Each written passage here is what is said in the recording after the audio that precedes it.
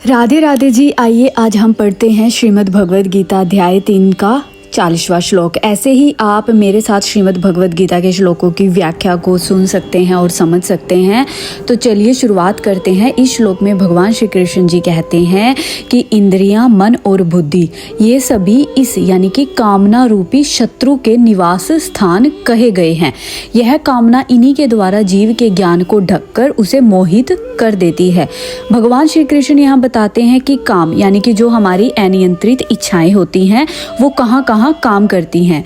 सबसे पहले तो इंद्रिया जो है वो पहला द्वार है। आँख, कान, जीभ आदि इंद्रियां सबसे पहले आकर्षण महसूस करती हैं। दूसरा फिर मन उसका केंद्र है। मन उस आकर्षण को पकड़कर उसे इच्छा यानी कि डिजायर में बदल देता है। तीसरा जिससे बुद्धि प्रभावित होती है। जब मन लगातार किसी चीज को चाहता है तो बुद्धि भी सही गलत का निर्णय ठीक से नहीं कर पाती। और इस श्लोक का भावार्थ क्या है?